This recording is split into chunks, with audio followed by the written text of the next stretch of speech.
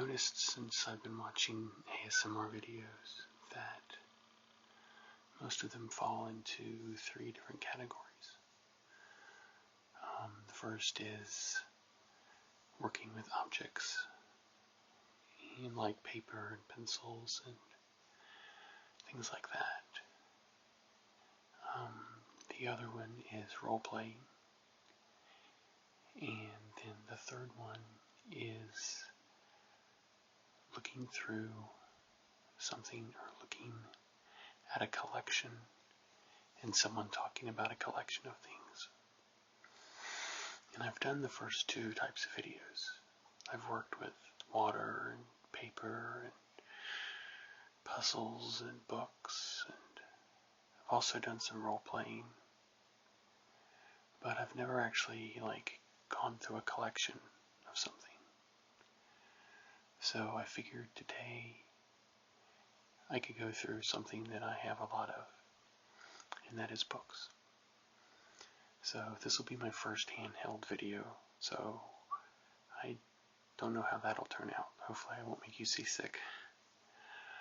But I have a lot of books in my office on a bookshelf, so I thought I'd just go through and talk about those and see how it goes. Let me know if this is something you want to see more of, but this is something new that I haven't done before, so I thought I'd try it. Okay, so let me go up here.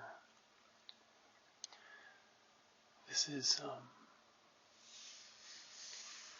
on the top shelf of my books, the top shelf here. And this is my collection of the great works of literature. And it goes all the way from volume 1 all the way down across here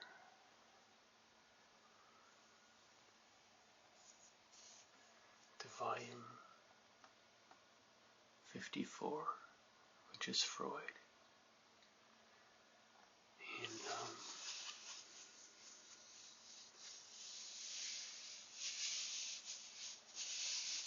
I got these back in college, and I've used them quite a bit. I haven't read all of them, but I've read most of them.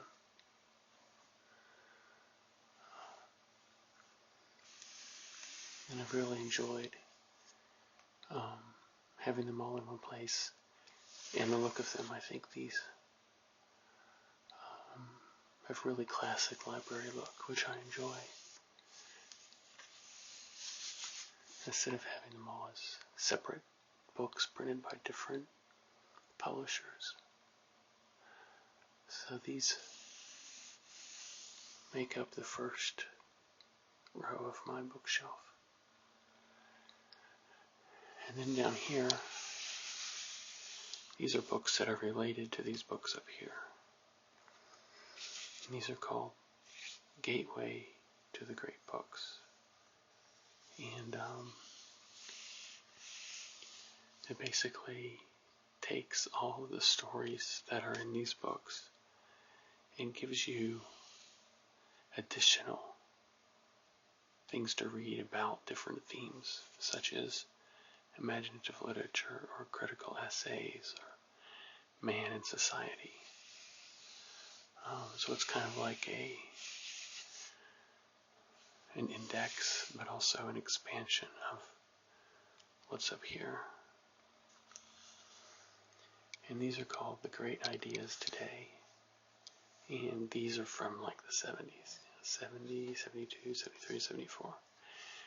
And these are basically some of the themes that are covered here, but modern writing from these years, talking about those things.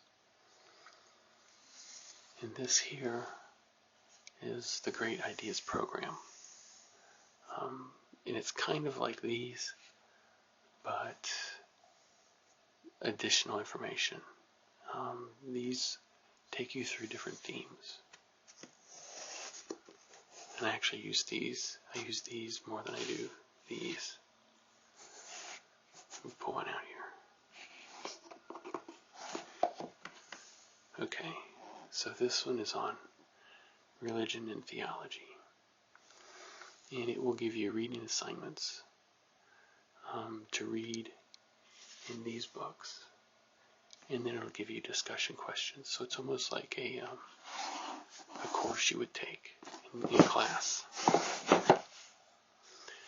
And you can read through those, and it gives you just a general introduction. And this is imaginative literature. So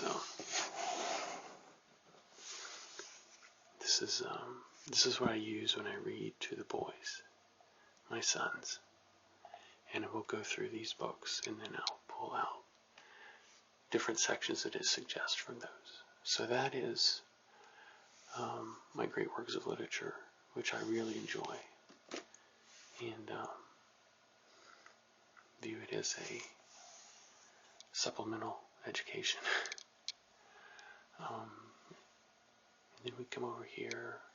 Here's another one of these. I didn't have room for it on this side. These are some other books that I got that look nice. I used to own these in just like paperback, but I found these nice set.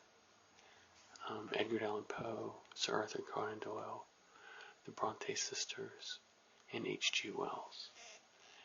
And this is the book that I read from for that one video that I did. So these other books are some of my favorite authors. The first one would be Umberto Eco.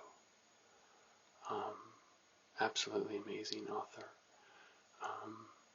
This is called The Island of the Day Before. And another one that he wrote called Foucault's Pendulum. And he also wrote a book called In the Name of the Rose, and I don't have that one, but that's probably his most famous. Another one of my favorite authors is Neal Stephenson, and this is his book called Cryptonomicon. And it is an amazing book. It's kind of like a mixture between a geek science fiction book and an action-adventure Indiana Jones book. Really, really nice. And some history stuck in there as well, so it's pretty well-rounded. Then there's William Gibson. I have a lot of his in paperback, smaller paperback that I don't have on this shelf. This is one of his newer works called Spook Country. And I really enjoyed reading that as well. Any of the books that I have here in this bookshelf are pretty much ones that I would want to read again. So I kind of keep them close to me. Here's another Neal Stephenson, Anathem, and more Neal Stephenson. I really like him a lot. This is his Systems of the World trilogy. We have Quicksilver, Systems of the World, and the Confusion. Actually, the Confusion and then the Systems of the World is Volume 3. So it should go like this.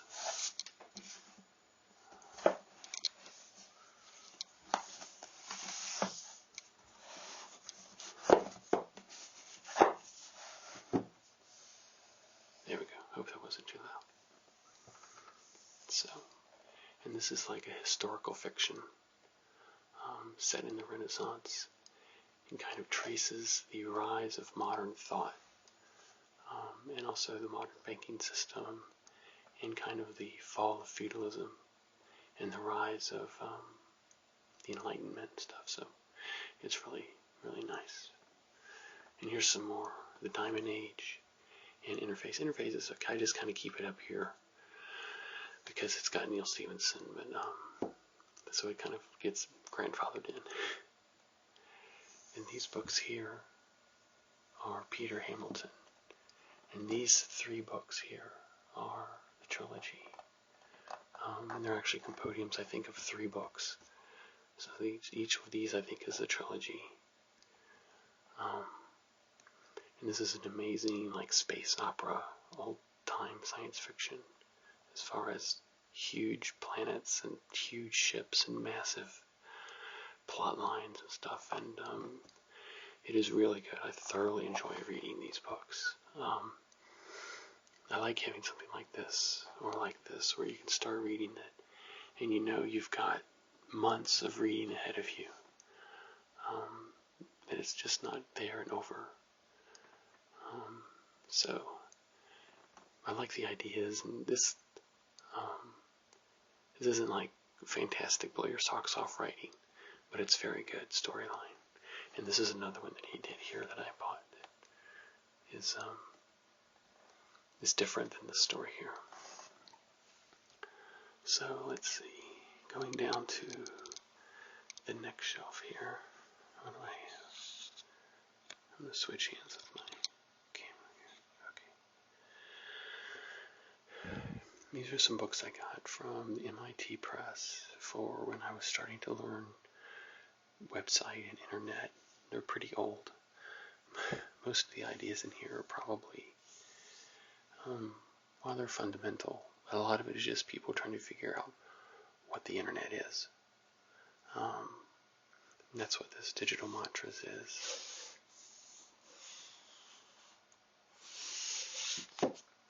And a whole book on this thing called cyberspace. So that was good. These are more the reconfigured eye, talking about visual truth in the post-photographic era. So dealing with the idea of photo manipulation and whether we can trust what we see. I haven't read that in a while. I should probably reread that. And then it is digital images and human vision. So kind of the same thing. And this is a book I got. This is a promotional copy of the first Inside Macintosh, which basically is the book that you needed to buy if you were going to learn how to program with the Macintosh. And this is a promotional edition, so this came out before it was actually published in hardback or released to the stores. And I ran across this and got it as soon as I saw it. So I don't know how to program for the Macintosh, but I really like Mac memorabilia, and I think you'll see that in a few seconds as I come down my books here. But I just thought that was neat to have. And here's some more books on media and social media. This was written like ages ago. Multimedia, hypermedia, and the social construction of knowledge.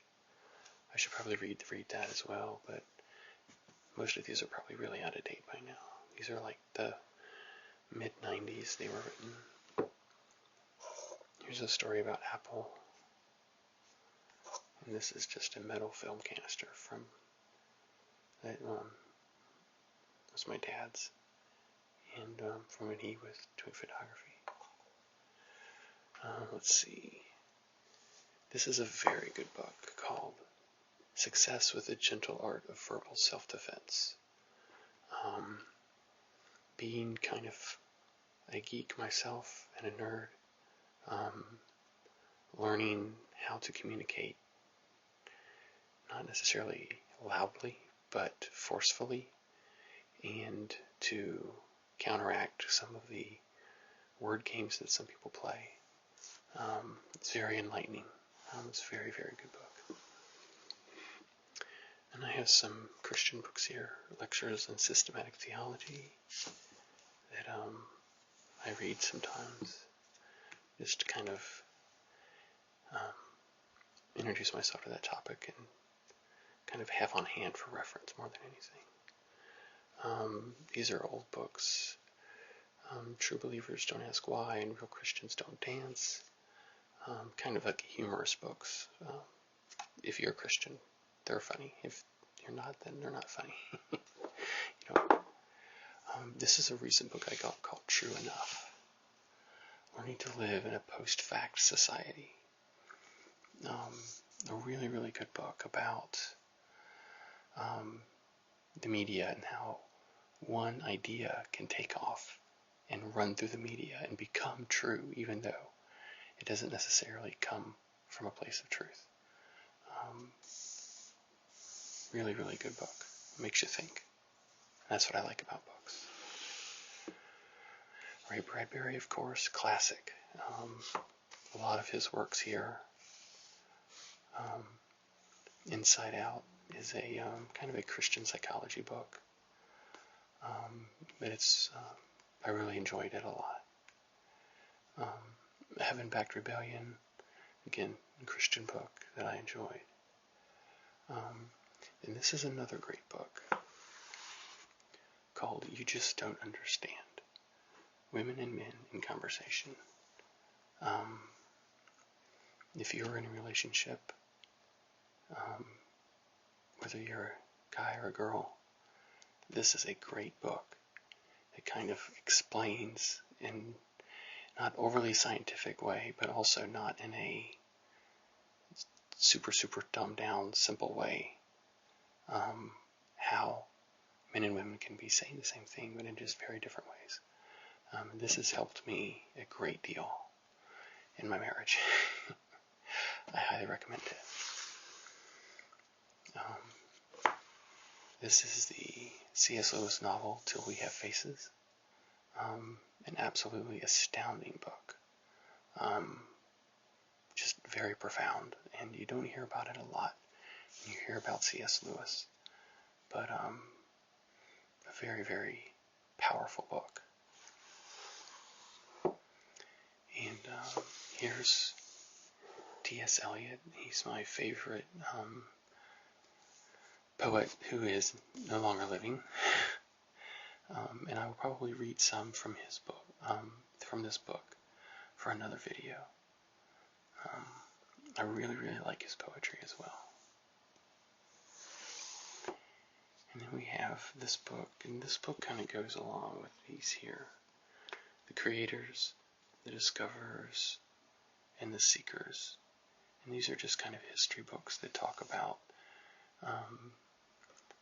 the progression of history, but also mostly from like key persons throughout history. In this case, the key discoveries made throughout history, starting with the Egyptians and going through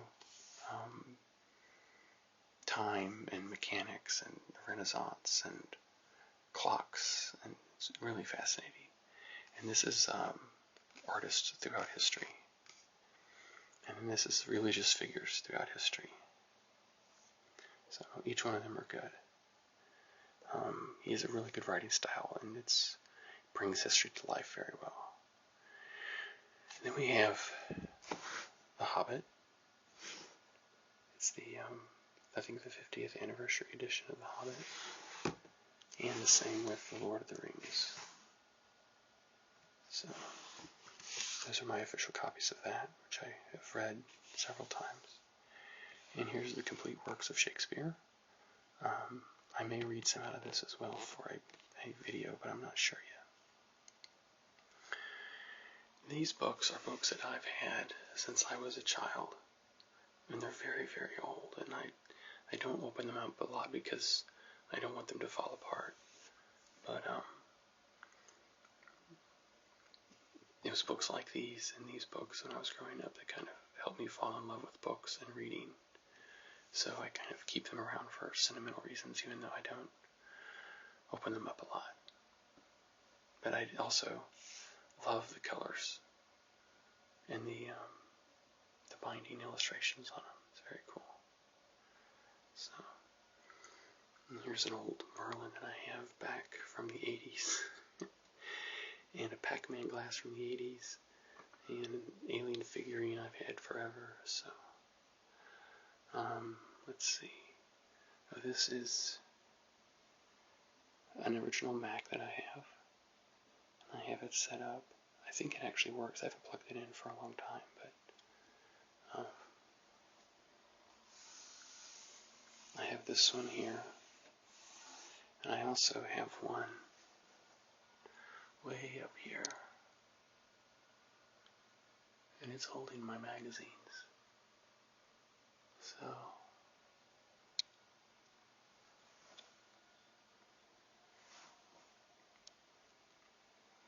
there's that. I like beautiful things, especially with industrial design. So I'm gonna keep that around. I really like it. And then just there's some other books here. Communication Art Magazine for my graphics design profession. I have a lot of those further up there at the top. And then I have some down here. I have some at work too. So, and these are just kind of random. And Incomplete Education. It's kind of just a nice summary of Western thought, kind of a little pop culture, but tongue-in-cheek, never hurt anybody. Writings from the New Yorker about food. This is amazing, some amazing writing in here that will either make you very, very hungry or very disgusted, depending on the type of food it's talking about. But I've really enjoyed that. I got that as a birthday present from a lady at work, and she knew that I liked food, and she likes food too. So let's see down here. There's another MIT book called The Visual Mind. Sorry for that train if you can hear it. And then this is a book about Apple design.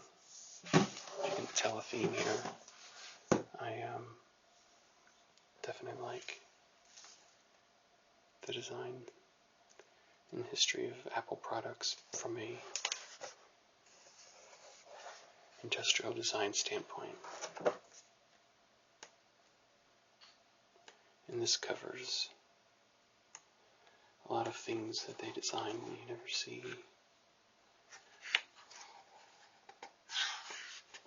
So maybe I'll go through this book one time as a video.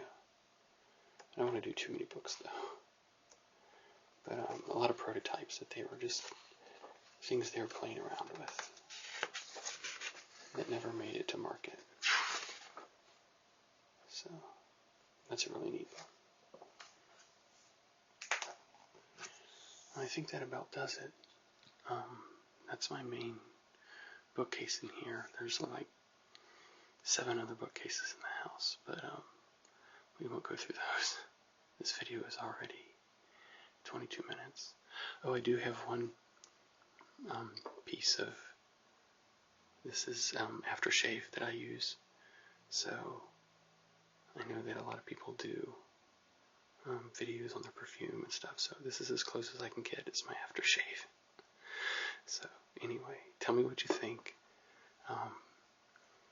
Hopefully this was relaxing. Hope I didn't make too many loud noises. And subscribe to my channel. And also look at the video I posted about the contest I'm doing that will end on February 4th, 2012. Okay? See you all. Thank you.